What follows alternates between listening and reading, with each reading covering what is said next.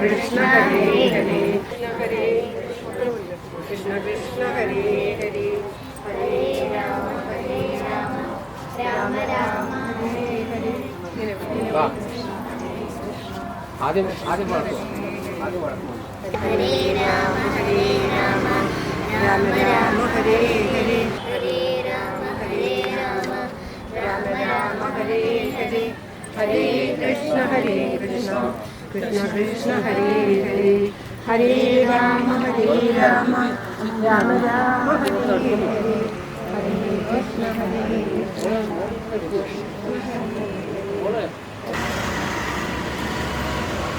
कृष्ण हरे हरे हरे राम राम राम हरे हरे हरे कृष्ण कृष्ण कृष्ण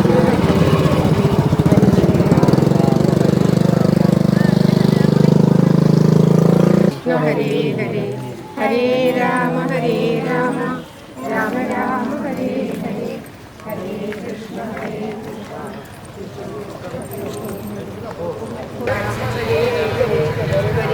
कृष्ण हरे कृष्ण कृष्ण हरे हरे राम हरे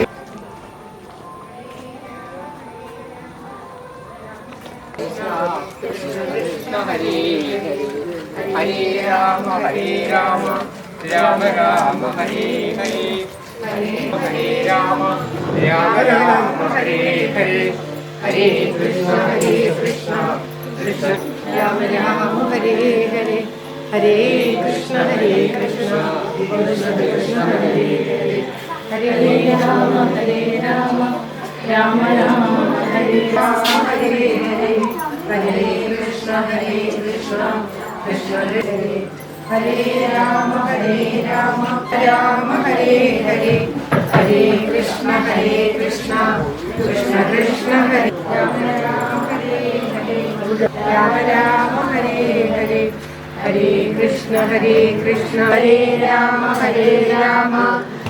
राम हरे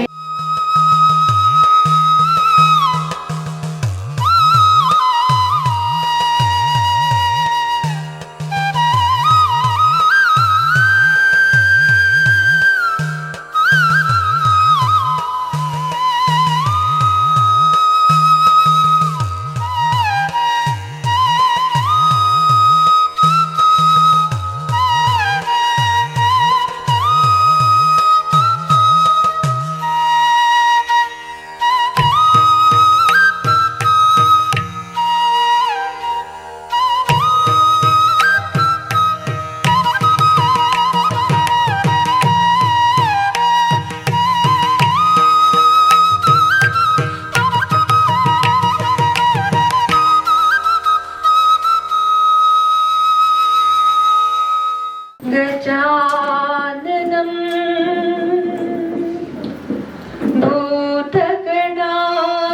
भूतगणाधिसेवितं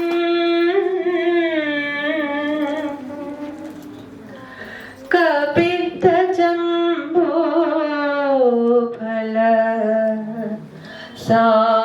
सारभक्षितम् उमासुरं शोकविनाशकारणं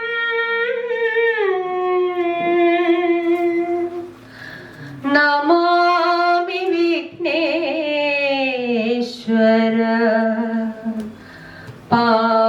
पादपङ्कजम् ഓം സുബ്രഹ്മണ്യായ നമഃ. ക്ഷേത്രത്തിൻ്റെ പേരിൽ ഞാൻ സ്വാഗതം ചെയ്യുന്നു. ഒരുപാട് വർഷങ്ങൾക്ക് ശേഷം ക്ഷേത്രത്തിൽ ആദ്യമായാണ് ഇങ്ങനൊരു ചടങ്ങ് സപ്താഹയജ്ഞം നടത്തുന്നത്.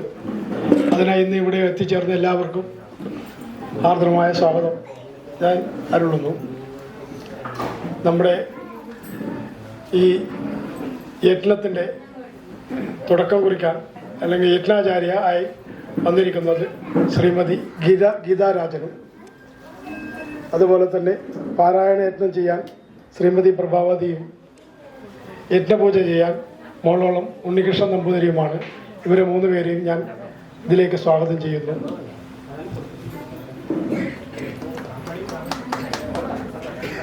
അടുത്തതായി ഭദ്രദീപം കൊളുത്തുവാൻ ഞാൻ ക്ഷേത്രം തന്ത്രിയെ മുല്ലപ്പള്ളി ശ്രീ മഹേശ്വരൻ നമ്പൂതിരിയെ ക്ഷണിക്കുന്നു. സാഹചര്യം നടക്കുകയാണ്.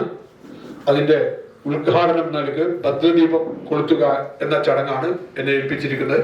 എല്ലാവരുടെയും സമ്മതത്തോടുകൂടി ഞാൻ ഈ സപ്താഹയജ്ഞം നിലവിളക്ക് കൊളുത്തിക്കൊണ്ട് ഭദ്രദീപം കൊളുത്തിക്കൊണ്ട് ഉദ്ഘാടനം ചെയ്യുകയാണ്. പിന്നീട് ബാക്കി കാര്യങ്ങളൊക്കെ സംസാരിക്കുന്നതാണ്.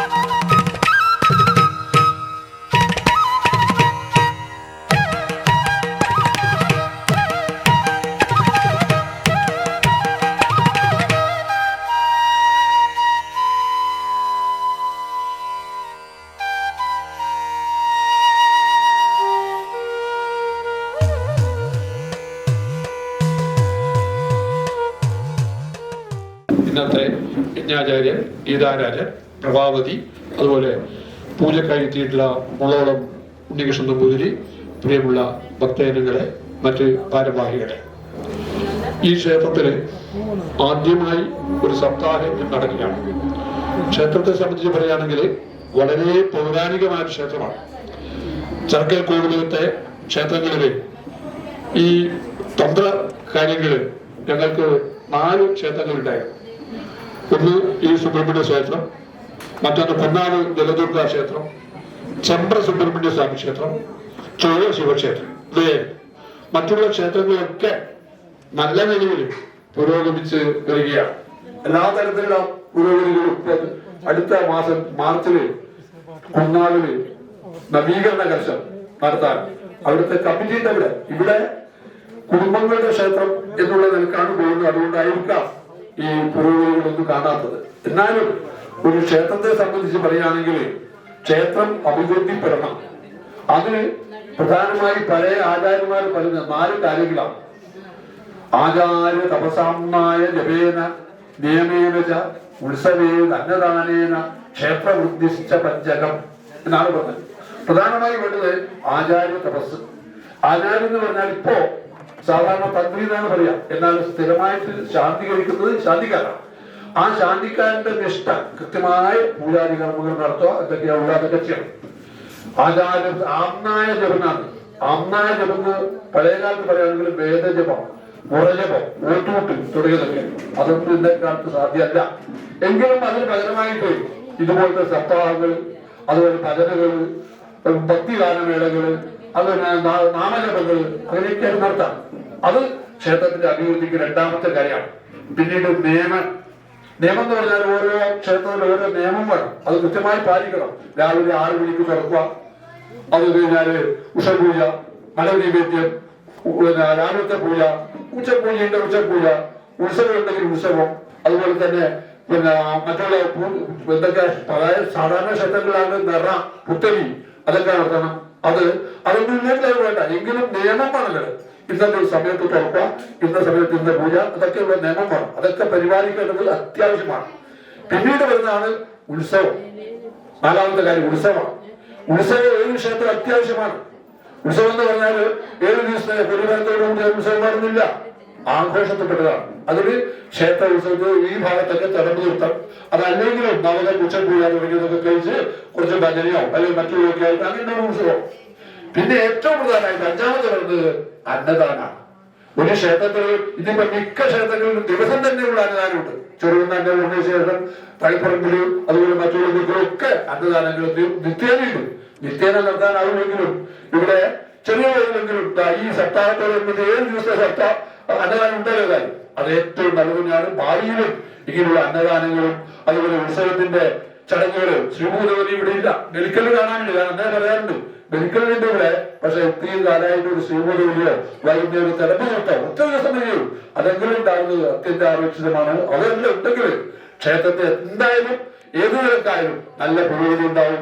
ആ കാര്യം ഓർമ്മിപ്പിക്കാനും ഭാവിയിലെങ്കിലും എല്ലാ കാര്യങ്ങളും ചിന്തിച്ച് വളരെയധികം പുരോഗതിയിലേക്ക് ഈ ക്ഷേത്രത്തെ കൊണ്ടുവരണം എന്ന് പറഞ്ഞുകൊണ്ട് ഈ സപ്താഹ മഹോത്സവം ഇന്ന് ഞാൻ നിലവിളക്ക് ഉദ്ഘാടനം ചെയ്തതായി പ്രഖ്യാപിക്കുന്നു. എല്ലാവർക്കും നന്മ തരട്ടെ. ഇവിടുത്തെ സുബ്രഹ്മണ്യൻ എല്ലാവരെയും അനുഗ്രഹിക്കട്ടെ എന്ന് പറഞ്ഞുകൊണ്ട് എന്റെ വാക്കുകൾ നിർത്തിയാണ്. ഞാൻ അനുഗ്രഹ ഭാഷണം നടത്തുന്നതിനായി വേദിയിലേക്ക് ക്ഷണിക്കുന്നു. ക്ഷേത്രം തന്ത്രി ശ്രീ മുല്ലപ്പള്ളി പരമേശ്വരൻ നമ്പൂതിരി, ക്ഷേത്രം മേൽശാന്തി ശ്രീ ഗുപ്തൻ നമ്പൂതിരി, യജ്ഞാചാര്യ ശ്രീമതി ഗീതാരാജൻ,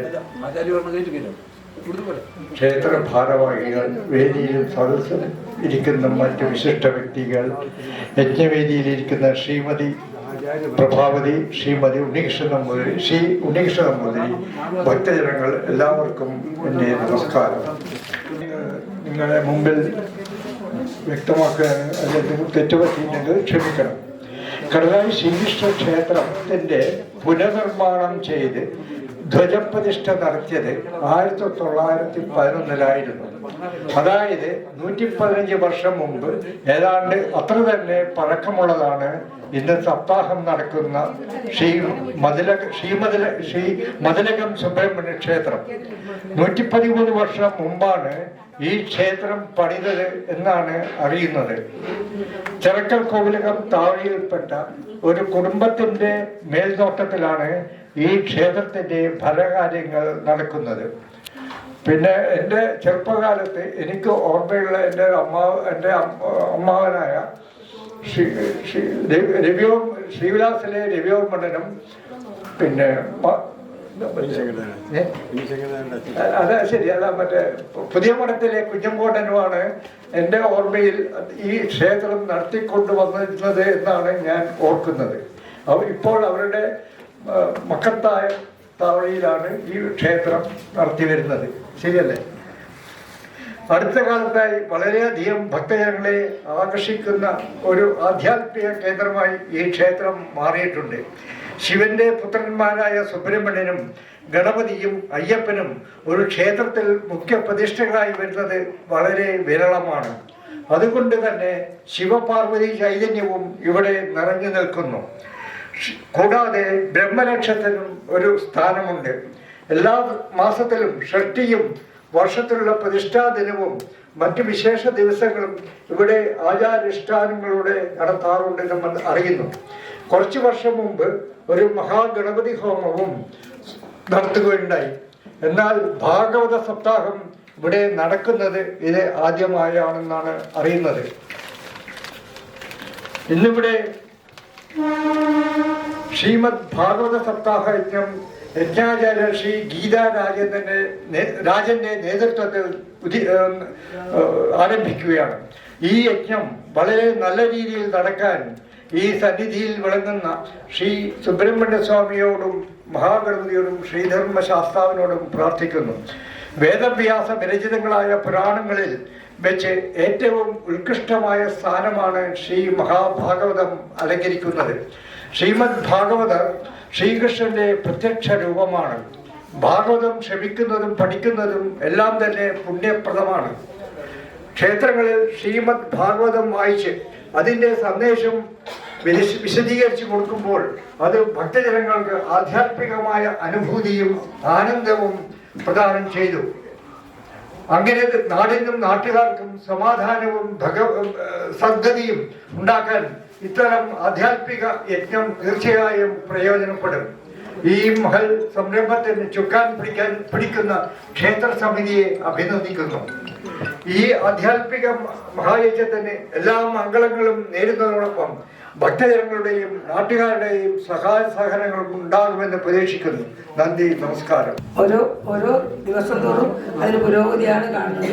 അതിന് ഈ ഇവിടെയുള്ള എല്ലാ ക്ഷേത്രത്തിലും പ്രവർത്തകരെല്ലാം നന്നായി പ്രവർത്തിക്കുന്നുണ്ടെന്നാണ് എൻ്റെ വിശ്വാസം. ഇത് ഒരു നല്ല യജ്ഞം തുടങ്ങണമെന്ന് വിചാരിച്ചായിരുന്നു. അറിയാതെ ഒരു ദിവസത്തെ ഒരു വാക്കിലൂടെ ഞാനും യജ്ഞാചാര്യ ഗീതയും തമ്മിലുള്ള സംഭാഷണത്തിൽ പെട്ടെന്ന് തീരുമാനിച്ചതാണ്. ആരോട് ചോദിച്ചിട്ടില്ല. പിന്നെ തന്ത്രിയെ വിളിച്ച് അന്വേഷിച്ചപ്പോഴാണ് നടത്തുന്നതിന് നല്ലതാണ് എന്നൊരു അഭിപ്രായം വന്നു.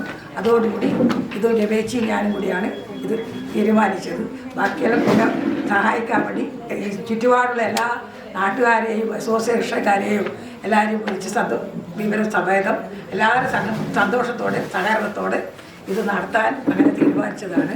ഇന്നിപ്പോൾ ഇത് തന്ത്രി അവർകളും വന്ന് വേര്യമ്പരാനൊക്കെ വന്ന് എല്ലാവരും കൂടി ഭംഗിയാക്കി തരുന്നതിൽ വളരെ സന്തോഷം.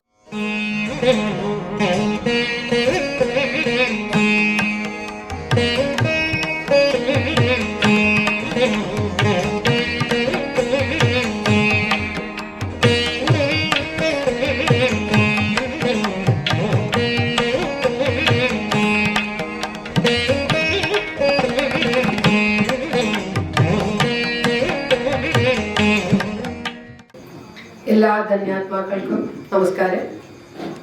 സമയമേറെ വൈകിയിരിക്കുന്നു. ധ്യാനശ്ലോകത്തോടുകൂടി നമുക്ക് ശ്രീമദ് മഹാഭാഗവത മഹാത്മ്യം ആരംഭിക്കാം. ധ്യാനശ്ലോകം അറിയുന്നവർ കൂടെ ജപിക്കാവുന്നതാണ്.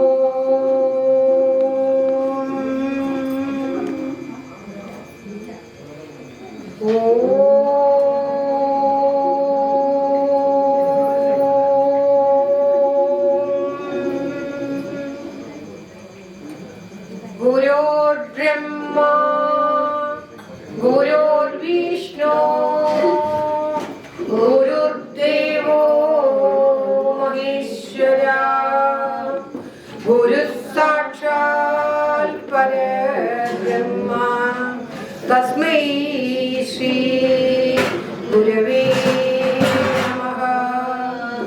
कोमलं कूजयन् वेणुं श्यामलोऽयं कुमारका वेदवेद्यं परब्रह्म वासतां पुरतो मम. शिवं शिवकरं शान्तं शिवात्मानं शिवोत्तमं शिवमार्गप्रणेतारं प्रणतोऽस्मि सदा शिवं. सर्वमङ्गलमाङ्गल्ये शिवे सर्वार्थसाधिके शरण्ये त्र्यम्बके गौरी नारायणि नमोस्तुते. मनोजवं मारुततुल्यवेगं जितेन्द्रियं बुद्धिमतां वरिष्ठं वादात्मजं वानरयूथमुख्यं श्रीरामदूतं शिरसा नमामि. भूतनाथ सदानन्द सर्वभूतदयापरा रक्ष रक्ष महाबाहो शास्त्रे तुभ्यं नमो नमः. स्कन्दाय कार्तिकेयाय पार्वतीनन्दनाय च महादेवकुमाराय श्रीसुब्रह्मण्याय ते नमः. सरस्वती नमस्तुभ्यं वरदे कामरूपिणी विद्यारम्भं करिष्यामि सिद्धिर्भवतु मे सदा. गुरुवे सर्वलोकानां विषजे भवरोगिणां निधये सर्वविद्यानां दक्षिणामूर्तये नमः. ॐ कृष्ण कृष्ण हरे कृष्ण सर्वज्ञत्वं प्रसीद मे. रमारमण विश्वेश विद्यामाशु प्रेच्छ मे. सच्चिदानन्दरूपाय विश्वोत्पत्त्यादिहेतवे तापत्रय विनाशाय श्रीकृष्णाय वयं नमः. ॐ तत्सत्. സഹസ്രനാമം ജപിക്കുവാൻ ഇന്ന് ഇപ്പോൾ സമയമില്ലാത്തതുകൊണ്ട് നാളെ രാവിലെ 6 മണിക്ക് സഹസ്രനാമ ജപത്തോടുകൂടി സപ്താഹയജ്ഞം ആരംഭിക്കുന്നതായിരിക്കും. ഇപ്പോൾ ശ്രീകൃഷ്ണ അഷ്ടോത്തരത്തോടുകൂടി ശ്രീമദ് മഹാഭാഗവത മഹാത്മ്യം ആരംഭിക്കുവാൻ പോവുകയാണ്. ഭഗവാനെ ജപിച്ചുകൊണ്ട് ഓം കൃഷ്ണോ രക്ഷതു മാം ചരാചര ഗുരു കൃഷ്ണം നമസ്യേ സദാ. കൃഷ്ണേനൈവ സുരക്ഷിതോഹമസകൃ കൃഷ്ണായ ദത്തം മനാ. ഹേ കൃഷ്ണ തുഭ്യം നമഃ. ഹേ കൃഷ്ണ തുഭ്യം നമഃ. ശ്രീകൃഷ്ണ കമലാനാഥോ വാസുദേവ സനാതന വസുദേവാത്മജ പുണ്യോ ലീലാ മാനുഷ വിഗ്രഹ ശ്രീവത്സ കൗസ്തുഭതരൂ യശോദാവത്സലോഹരി ചതുർഭുജാത ചക്രാസി സർവത്ര ഗോവിന്ദ നാമ സങ്കീർത്തനം. നാരായണാഖില ഗുരു നാരായണാഖില ഗുരു നാരായണാഖില ഗുരു ഭഗവൻ നമസ്തേ. ഓം തത്സത്. നമ്മൾ ശ്രീമദ് മഹാഭാഗവത സപ്താഹ യജ്ഞമാണ് ഇവിടെ നാളെ രാവിലെ 6 മണി മുതൽ 22-ാം തീയതി ഉച്ചയ്ക്ക് വരെ ചെയ്യാൻ പോകുന്നത്.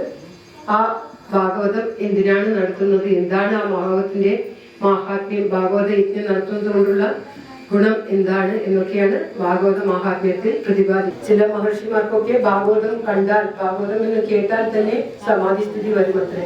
അത്രയ്ക്കും ശ്രീകൃഷ്ണ ഭഗവാൻ തന്നെ തന്റെ ചൈതന്യത്തെ ഉൾക്കൊണ്ടിട്ടുള്ള മഹാഗ്രന്ഥമാണ് ശ്രീമദ് മഹാഭാഗവതം. പ്രത്യക്ഷ കൃഷ്ണ ഏവഹി എന്നാണ് ശ്രീമദ് മഹാഭാഗവതത്തെ പറയുന്നത്. എന്തുകൊണ്ടെന്നാൽ ശ്രീമദ് കൃഷ്ണ ഭഗവാൻ തന്റെ ഈ ലോകത്തുള്ള ലീലകളൊക്കെ അവസാനിപ്പിച്ചതിന് ശേഷം തന്റെ സ്വധാമത്തിലേക്ക് പുറപ്പെടാൻ തുടങ്ങിയപ്പോൾ ഉദ്ധവർ ഭഗവാനെ അരുതേ, ഈ ലോകത്തെ വിട്ടു പോകരുതേ എന്ന് പറഞ്ഞ് വളരെയേറെ ശ്രീകൃഷ്ണ ഭഗവാന്റെ കാൽക്കൽ വീണ് നമസ്കരിച്ച് കരഞ്ഞു പറഞ്ഞു അത്രേ. കുറേയേറെ വാക്കുകൾ കൊണ്ട് ശ്രീകൃഷ്ണ ഭഗവാനെ ആ ഉദ്ധവരെ ഉദ്ധരിക്കുവാൻ നോക്കി. ഉദ്ധവർക്ക് അതിൽ നിന്നും വളരെ ജ്ഞാനം ലഭിച്ച് സന്തോഷവും ഉണ്ടായി. പക്ഷെ എന്നിട്ടും പറയുകയാണ്, ഭഗവാനെ അവിടെ നിന്ന് വിട്ടു പോയാൽ ഈ കലികാലത്ത് ഈ ലോകത്തുള്ള ജനങ്ങൾക്ക് ആരാണ് ഒരാശ്രയം, അവിടെ നിന്ന് ഇവിടുന്ന് പോകരുത്, ഈ ലോകത്ത് നിന്ന് പോകരുത് എന്ന് പറയുന്ന 11-ാം സ്കന്ധത്തിലാണ് ഈ ഭാഗം വരുന്നത്. അങ്ങനെ പറഞ്ഞപ്പോൾ ശ്രീകൃഷ്ണ ഭഗവാൻ പറഞ്ഞു അത്രേ, ഭയപ്പെടേണ്ട ഉദ്ധവ, ഞാനിതാ എന്റെ ഈ ചൈതന്യം മുഴുവൻ ശ്രീമദ് മഹാഭാഗവതത്തിലേക്ക് ലയിപ്പിക്കുന്നു. കലിയുഗത്തിൽ ആർ ഭാഗവതം എടുക്കുന്നുവോ അവർക്ക് പൂർണ്ണമായ സായുജ്യം ലഭിക്കും. വെറുതെ കേട്ടാൽ മതി ആ ഭാഗവതം, ഉറങ്ങിക്കൊണ്ട് കേട്ടാൽ പോലും മതി, നിങ്ങൾക്ക് സായുജ്യം ലഭിക്കും. എന്തെന്നാൽ ആ ഭാഗവതം പ്രത്യക്ഷ കൃഷ്ണന്റെ രൂപമാണ്. ഭാഗവതം എന്ന് പറഞ്ഞാൽ തന്നെ ശ്രീകൃഷ്ണ ഭഗവാന്റെ സ്വരൂപമാണ്. അതുകൊണ്ട് തന്നെയാണ് ഭാഗവതത്തെ നമ്മൾ പട്ടിലൊക്കെ പൊതിഞ്ഞ് വളരെ ശ്രേഷ്ഠമായിട്ട് കൊണ്ടു നടക്കുന്നത്. അത്രയ്ക്കും മുഖ്യമുള്ള ഒരു ഗ്രന്ഥമാണ് ശ്രീമദ് മഹാഭാഗവതം. ഭാഗവതത്തിന്റെ മഹത്വം എത്ര പറഞ്ഞാലും തീരില്ല, ഒരായുസ് മുഴുവൻ പറഞ്ഞുകൊണ്ടിരിക്കാം. അത്രയ്ക്കും ഏറെ മഹത്വമേറിയതാണ് ശ്രീമദ് മഹാഭാഗവതം. ശ്രീമദ് മഹാഭാഗവതത്തിന്റെ മാഹാത്മ്യം പത്മപുരാണത്തിലാണ് എഴുതി ചേർത്തിരിക്കുന്നത്. പത്മപുരാണത്തിൽ 6 അധ്യായങ്ങളിലായിട്ട് ഏകദേശം 500-ലധികം ശ്ലോകത്തിലാണ് ശ്രീമദ് മഹാഭാഗവതത്തിന്റെ മാഹാത്മ്യം എഴുതി ചേർത്തിരിക്കുന്നത്. ഭാഗവതത്തിന്റെ മുൻഭാഗത്ത് ഈ ശ്രീമദ് മഹാഭാഗവതം പ്രത്യേകമായിട്ട് കൊടുത്തിട്ടുണ്ട്. ഞങ്ങൾ എല്ലാ സപ്താഹവേദിയിലും ഭാഗവത മഹാത്മ്യം പാരായണം ചെയ്യാറുള്ളത് കൊണ്ട് കഴിയുന്നത്ര പാരായണം ചെയ്യണം എന്നാണ് ആഗ്രഹിക്കുന്നത്. 500-ലേറെ ശ്ലോകങ്ങളുണ്ട്. ശ്രീമദ് മഹാഭാഗവതം പാരായണം ചെയ്യാൻ ആദ്യം ആ ഭഗവാൻ തന്റെ നാഭിയിൽ ഭഗവാൻ ആ നാരായണൻ ഇങ്ങനെ യോഗനിദ്രയിൽ ചെയ്തുകൊണ്ട് യോഗത്തിൽ കിടന്നുകൊണ്ടിരിക്കുമ്പോൾ അദ്ദേഹത്തിന് ഒരു തോന്നലുണ്ടാവുകയും അദ്ദേഹത്തിന്റെ നാഭിയിൽ നിന്നും ഒരു താമര വിരിഞ്ഞുണ്ടാവുകയും ചെയ്തു. ഭഗവാന്റെ നാഭി എന്ന് പറയുന്നത് ആകാശമാണ്. നമുക്ക് വിരാട് സ്വരൂപവർണ്ണത്തിൽ കാണാം ഭഗവാന്റെ നാഭി ആകാശമാണ്. ആ ആകാശത്തിൽ ഒരു താമര, ആകാശ താമര, ആകാശ പുഷ്പം, അത് അപ്പോൾ നമുക്ക് ആരാധിക്കാവുന്നതാണ്. ആ മിഥ്യയായിട്ടുള്ള ഒരു ഇതാണ് അത് മൂലമുണ്ടാകുന്നത് എന്ന്.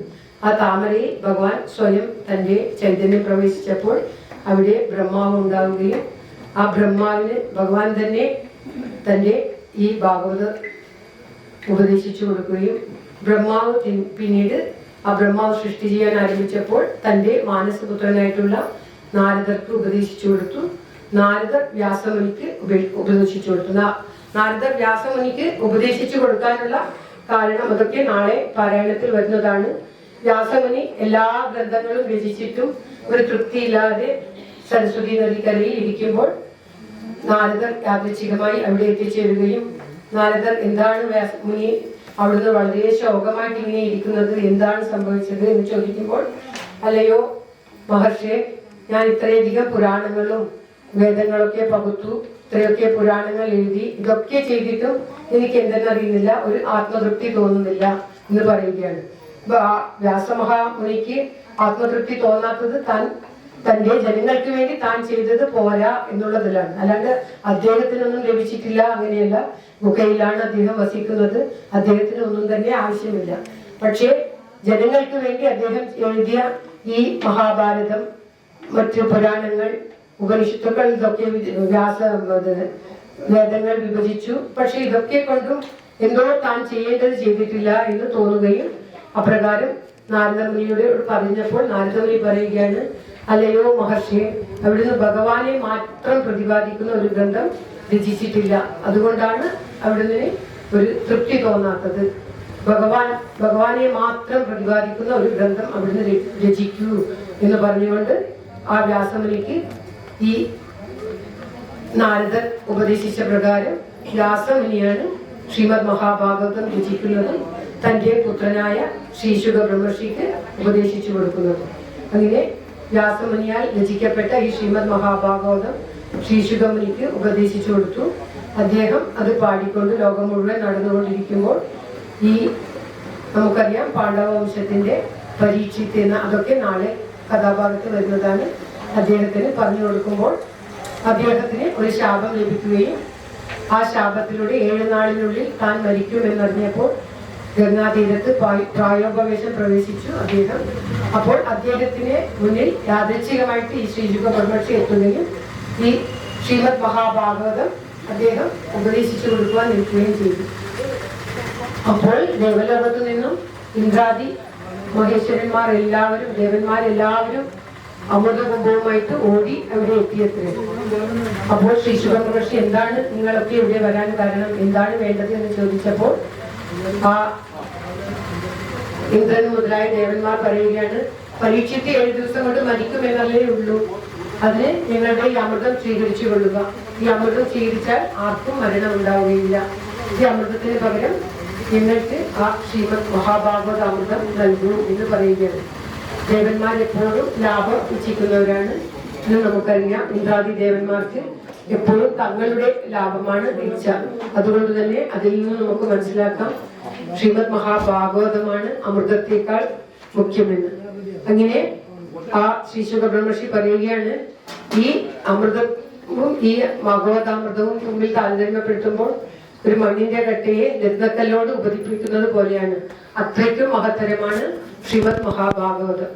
എന്തെന്നാൽ അമൃത് കഴിച്ചാൽ നമുക്ക് ജരാനരി ഉണ്ടാവുകയില്ല, നമുക്ക് സ്വർഗപ്രാപ്തി ലഭിക്കും, അത്രമാത്രമേ ഉള്ളൂ.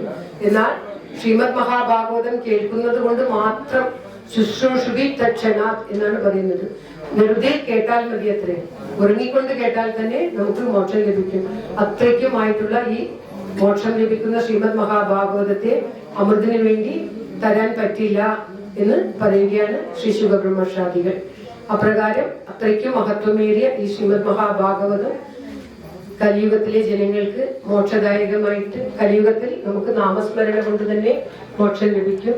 അത്രയ്ക്കും മഹത്തരമായിട്ടുള്ള ഭക്തി, ജ്ഞാന, വൈരാഗ്യങ്ങൾ നിറഞ്ഞതായിട്ടുള്ള ഈ ശ്രീമദ് മഹാഭാഗവതം പത്മപുരാണത്തിൽ പറഞ്ഞിരിക്കുന്ന 2-3 കഥകൾ കൊണ്ട് ആ ഭാഗവതത്തിന്റെ മഹാത്മ്യം വ്യക്തമാക്കുകയാണ്. ആദ്യത്തെ കഥയിൽ പറയുന്നത്, ആദ്യത്തെ 1-2 അധ്യായങ്ങളിലായിട്ട് പറയുന്നത് ശ്രീമദ് മഹാഭാഗവതം പറഞ്ഞു കൊടുക്കുവാൻ വേണ്ടിയിട്ട് എന്താണ് കാരണം, എങ്ങനെയാണ് ഉണ്ടായതെന്ന്. നാരദ മഹർഷി തന്നെയാണ് ശ്രീമദ് മഹാഭാഗവതം ബ്രഹ്മാവിൽ നിന്നും ഗ്രഹിച്ച് വ്യാസമുനിക്ക് ഉപദേശിച്ചു കൊടുത്തത്. എന്നാൽ ഒരു പ്രാവശ്യം കലിയുഗത്തിലെ ജനങ്ങൾ എങ്ങനെയിരിക്കുന്നു, അവർക്കൊക്കെ എങ്ങനെ ഈ കലിയുഗത്തിൽ അവർ ജീവിക്കുന്നത് എന്ന് അന്വേഷിച്ചുകൊണ്ട് നാരദ ബ്രഹ്മർഷി ബദര്യാശ്രമത്തിലെത്തുകയും അവിടെ വെച്ച് സനകാദി മുനിമാരെ കാണുകയും ചെയ്തു. അപ്പോൾ സനകാദി മുനിമാർ ചോദിച്ചു, എന്താണ് നാരദമുനി അവിടുത്തെ മുഖം വളരെയേറെ വാടിയിരിക്കുന്നത്, എപ്പോഴും പ്രസന്നനായി നാരായണ നാരായണ നാരായണ നാരായണ എന്ന് ജപിച്ചുകൊണ്ട് പോകുന്ന അവിടുന്ന് എന്താ സംഭവിച്ചത്, എന്തുകൊണ്ടാണ് ഇത്രയേറെ ദുഃഖിതനായി കാണപ്പെടുന്നത് എന്ന് പറഞ്ഞപ്പോൾ അദ്ദേഹം തനിക്കുണ്ടായ അനുഭവം വിവരിക്കുകയാണ് സനകാദികളോട്. പറയുകയാണ്, താനിങ്ങനെ ഈ ഭാരതം അന്ന് ലോകത്തിൽ ഒരുപാട് രാജ്യങ്ങൾ ചേർന്നതായിരുന്നു ഭാരതം. അതുകൊണ്ട് തന്നെ ഭാരതം എന്ന് പറഞ്ഞാൽ ഒരുവിധം ലോകമെല്ലാമായി. അപ്പോൾ ഭാരതം മുഴുവൻ ഞാനിങ്ങനെ സഞ്ചരിക്കുമ്പോൾ ഒരിടത്ത് ഒരു സ്ത്രീ വളരെയേറെ കരയുന്നതായിട്ട് കണ്ടു. വൃന്ദാവനം ശ്രീകൃഷ്ണന്റെ ജന്മഭൂമിയിൽ ഒരു സ്ത്രീ, യൗവനയുക്തയായ ഒരു സ്ത്രീ കരഞ്ഞുകൊണ്ടിരിക്കുന്നു. അവളുടെ മടിയിൽ 2 വൃദ്ധന്മാർ ഇരുന്ന് കരയുകയാണ്. ആ വൃദ്ധന്മാര് ബോധം കെട്ട് കിടക്കുകയാണ്. ഈ സ്ത്രീ കരയുന്നു. മറ്റുള്ള കുറെ സ്ത്രീകൾ വന്ന് ഇവളെ പരിചരിക്കുന്നു. എനിക്കത് കണ്ടിട്ട് എന്താണ് ഏതാണ് എന്ന് അന്വേഷിക്കാൻ പോവുകയും ആ സ്ത്രീയുടെ അടുത്തെത്തിയപ്പോൾ എന്താണ് എനിക്ക് സംഭവിച്ചത് എന്ന് ചോദിക്കുമ്പോൾ, ഇപ്പോൾ പാരായണം ചെയ്യാൻ പോകുന്ന ഭാഗങ്ങളാണ് ഇതൊക്കെ. എന്താണ് സംഭവിച്ചത് എന്ന് ചോദിച്ചപ്പോൾ പറയുകയാണ്, അല്ലയോ നാരദരെ, എനിക്കെന്നെ മനസ്സിലായിട്ടില്ലേ, നിങ്ങൾക്കെന്നെ മനസ്സിലായിട്ടില്ലേ, എന്നെ രക്ഷിക്കൂ, ഞാൻ ഭക്തി ദേവിയാണ്. എന്റെ മക്കളായിട്ടുള്ള ജ്ഞാനവും വൈരാഗ്യവുമാണ് ഇപ്രകാരം വൃദ്ധന്മാരായിട്ട് ബോധരഹിതന്മാരായിട്ട് ഇവിടെ കിടക്കുന്നത്. ഞങ്ങൾ ദ്രാവിഡ രാജ്യത്തിൽ ഉത്ഭവിച്ചിട്ട് ഈ ഭാരതം മുഴുവൻ ചുറ്റിക്കറങ്ങിക്കൊണ്ടിരുന്നു. എല്ലാ സ്ഥലത്തും ഞങ്ങൾക്ക് വളരെയേറെ ദുസ്ഥിതിയാണ് ഉണ്ടായത്. കലിയുഗത്തിൽ വളരെ കഷ്ടപ്പെട്ട് ഇതാ ഈ വൃന്ദാവനത്തിൽ എത്തിയപ്പോൾ എനിക്ക് യൗവനം തിരിച്ചു കിട്ടി. എന്റെ മക്കൾ ഇപ്പോഴും ഇങ്ങനെ വൃദ്ധരായിട്ട് കഷ്ടപ്പെടുകയാണ്. എന്തെങ്കിലും ചെയ്താലും എന്ന് പറഞ്ഞ് ആ ഭക്തിദേവി ഭാരതരോട് പറയുകയും, നാരദർ അതുകൊണ്ട് എന്താ, ഒരു വിഷമവുമില്ല, ഞാനിതാ അവരെ ഇപ്പോൾ ഉണർത്താം എന്ന് പറഞ്ഞുകൊണ്ട് വേദങ്ങളും ഭഗവത്ഗീത മറ്റുള്ള എല്ലാ കാര്യങ്ങളും അവരുടെ ചെവിയിൽ ഉപദേശിക്കുകയും ആവുന്നത്ര തനിക്കറിയാവുന്ന എല്ലാ ശ്ലോകങ്ങളൊക്കെ ചൊല്ലുകയും ചെയ്തു. പക്ഷെ അവർക്ക് ഒരു അനക്കവും ഉണ്ടായില്ല അത്രേ. അപ്പോൾ നാരദർക്ക് വളരെ വിഷമമായി. ഭക്തിദേവിയോട് ഞാൻ ഇവരെ രക്ഷിക്കാമെന്ന് പറയുകയും ചെയ്തു. തനിക്കൊട്ട് ആവുന്നുമില്ല. പിന്നീട് ഉള്ള മഹർഷിമാരുടെ അടുത്തൊക്കെ ചെന്ന് ചോദിക്കുവാൻ തുടങ്ങി, എന്തെങ്കിലും ഒരു വഴി പറഞ്ഞു തരൂ ഈ ഭക്തിദേവി ജ്ഞാന വൈരാഗ്യങ്ങളെ ഉണർത്തുവാൻ എന്ന്. നാരദർക്കറിയാത്തത് നമുക്ക് എന്താ അറിയുക എന്ന് എല്ലാവരും മിണ്ടാതിരുന്നു അത്രേ. അങ്ങനെ വിഷമിച്ചുകൊണ്ടാണ് നാരദർ ഇപ്പോൾ ബദരിയാശ്രമത്തിൽ എത്തിയിരിക്കുന്നത്. അപ്പോൾ സനകാദി എന്ന് പറഞ്ഞാൽ 4 മുനിമാരാണ്. അവർക്ക് എപ്പോഴും 5 വയസ്സ് മാത്രമേ പ്രായമുള്ളൂ. എവിടെ വേണമെങ്കിലും ചുറ്റി സഞ്ചരിക്കുവാൻ കഴിവുള്ള ആ സനകൻ, സനാന്തരൻ, അങ്ങനെ പറഞ്ഞിട്ടുള്ള 4 മുനിമാരാണ്. അവരെപ്പോഴും കുട്ടികളെ മാതിരി വസ്ത്രങ്ങളൊന്നും ഇല്ലാതെ എവിടെ വേണമെങ്കിലും അവർക്ക് പോകാം. പക്ഷെ വളരെ ജ്ഞാനികളുമാണ് അവർ. ഇങ്ങനെയുള്ള അവർ പറഞ്ഞു കൊടുത്തു, അല്ല നാരദരെ, എന്താണ് കഥ? നാരദരല്ലേ വ്യാസമുനിക്ക് ശ്രീമദ് മഹാഭാഗവതം ഉപദേശിച്ചു കൊടുത്തത്? ഭാഗവതം പറഞ്ഞാൽ ഉണരാത്ത ഭക്തി ജ്ഞാന വൈരാഗ്യം ഉണ്ടോ? അവിടുന്ന് നമുക്ക് സപ്താഹമായിട്ട് ശ്രീമദ് മഹാഭാഗവതം നടത്താം. സപ്താഹമായിട്ട് നടത്താൻ എന്താണ് കാരണം എന്നുള്ളതൊക്കെ 6ാമത്തെ അധ്യായത്തിൽ പറയുന്നുണ്ട്. നമുക്ക് ഒരു വ്രതാചരണത്തോടു കൂടി വേണം, പാടിക്കൊണ്ട് നൃത്തമാടിക്കൊണ്ട് അവിടെ വന്നു ചേർന്നു. അങ്ങനെ ആ ഭാഗവതം കഴിഞ്ഞപ്പോൾ ഭക്തിദേവി ചോദിച്ചു അത്രേ, ഞാൻ എവിടെയാണ് പോകേണ്ടത്? എനിക്കിപ്പോൾ വളരെ ശക്തി തോന്നുന്നു, എന്റെ വാസസ്ഥാനം പറഞ്ഞു തന്നാലും എന്ന് പറഞ്ഞപ്പോൾ ആ നാരദരും അവിടെയുള്ള മഹർഷി സനകാദി മുനിമാരും പറഞ്ഞു അത്രേ, ഭക്തന്മാരുടെ മനസ്സിൽ നീ കൊണ്ടുകൊള്ളുക, എല്ലാ ഭഗവാനെ സേവിക്കണം, ഭാഗവതം കയ്യിലെടുക്കുന്നവണം എന്ന് ചിന്തിക്കുന്നവരുടെ ഒക്കെ മനസ്സിൽ നീ പോയി കൊള്ളുക. ക്രമേണ അവരുടെ മനസ്സിൽ നിന്റെ മക്കളായ ജ്ഞാനത്തെയും വൈരാഗ്യത്തെയും ഉറപ്പിക്കുക. ഹരേ രാമ രാമ രാമ ഹരേ ഹരേ, ഹരേ കൃഷ്ണ കൃഷ്ണ കൃഷ്ണ ഹരേ ഹരേ. ഓം നമോ ഭഗവതേ വാസുദേവായ. ശ്രീമദ് മഹാഭാഗവത മാഹാത്മ്യം. കൃഷ്ണം നാരായണം വന്ദേ, കൃഷ്ണം വന്ദേ വ്രജപ്രിയം, കൃഷ്ണം ദ്വൈപായനം വന്ദേ, കൃഷ്ണം വന്ദേ കൃതാസുതം. അത പ്രഥമോധ്യായ. ഓം നമോ ഭഗവതേ വാസുദേവായ. സച്ചിദാനന്ദരൂപായ വിശ്വോത്പത്യാദിഹേതവേ താപത്രയ വിനാശായ ശ്രീകൃഷ്ണായ വയം നമഃ. യം പ്രവ്രജന്തമനുവേദമവേദകൃത്യം ദ്വൈപായനോ വിരഹകാതരാജുഹാവ പുത്രേതി തന്മയതയാ തരഗോപിനീതു തം സർവഭൂതഹൃദയം മുനിമാനതോസ്മി. നൈമിഷേ സൂതമാസീനം അഭിവാദ്യ മഹാമതിം സദാന്തരസാസ്വാദ കുശലശൗനകോ ബ്രവീത്. ശൗനകോവാച അജ്ഞാനദ്വാന്തവിന്ദം സ കോടിസൂര്യ സമപ്രഭ സുധാസ്യോ ഹി കഥാസാരം മമ കർണരസായനം. ഓം ശ്രീകൃഷ്ണായ നമഃ. ഭക്തിജ്ഞാന വിരാഗാപ്തോ विवेको वर्धते महान् मायामोहनिरसाश्च वैष्णवैस्क्रियते कथम् घोरे करो प्रायो जीवश्चासुरदाङ्गदा क्लेशाक्रान्तस्य तस्यैवाधिपतिनी किं परायणम् श्रेयसां यद्भविष्येय पावनानां च पावनं कृष्णप्राप्तिकरं शिष्यत् साधनं तद्धातुना चिन्तामणिं लोकसुखं सुरतृ स्वर्गसम्पदं प्रयच्छति गुरुप्रीतो वैकुण्ठं योगि दुर्लभम् सूतो वाचा प्रीतिश्चौनगच्चित्ते ते हेतोऽस्मि विचार्य च सर्वसिद्धान्तनिष्पन्नं संसारभयनाशनम् भक्त्यागवर्धनं यच्च कृष्णसन्तोषहेतुकं तदहन्त्येऽपि दास्यामि सावधानतया शृणु कालव्यालमुखत्रासनिर्नाशहेतवे श्रीमद्भागवतं शास्त्रं खलो कीरेण भाषितम् एतस्मादपरं किञ्चिन्मनःशुद्धेन विद्यते जन्मान्तरे भवेत् पुण्यं तदा ഭാഗവതം ലഭേത്. ഭാഗവതം ലഭിച്ച ജന്മാന്തര പുണ്യം കൊണ്ട് മാത്രമേ ഭാഗവതം കേൾക്കാനും ഭാഗവതം പറയാനും ഭാഗവതത്തെ കുറിച്ച് ചിന്തിക്കാനും സാധിക്കുകയുള്ളൂ എന്നാണ് ഈ ശ്ലോകത്തിൽ പറഞ്ഞത്. ശ്രദ്ധയോടുകൂടി ശ്ലോകം കേട്ടാൽ സംസ്കൃത ശ്ലോകങ്ങളാണെങ്കിലും നമുക്ക് ഇപ്പോൾ കഥയറിഞ്ഞതുകൊണ്ട് അർത്ഥം മനസ്സിലാകുന്നതാണ്. യതസ്മാദപരം കിഞ്ചൻ മനഃശുദ്ധേന വിദ്യതേ ജന്മാന്തരേ ഭവേത് പുണ്യം തഥാ ഭാഗവതം ലഭേത്. പരീക്ഷിതേ കഥാം ദുർവാസ ദുഃഖമാവന പുരാവക്തവിനിന്ദക അലം ഹൃദയജലം തീർത്ഥൈ അലം ലോകൈരേ മുഖൈ അലം ജ്ഞാനകഥാലാവേ ഭക്തിരേകൈവ മുക്തം സംയോജ്യ കർണാന്തേ ശബ്ദമുച്ചൈ സമുച്ചരജ്ഞാന ബഹുജ്ഞതാശീലം വൈരാഗ്യം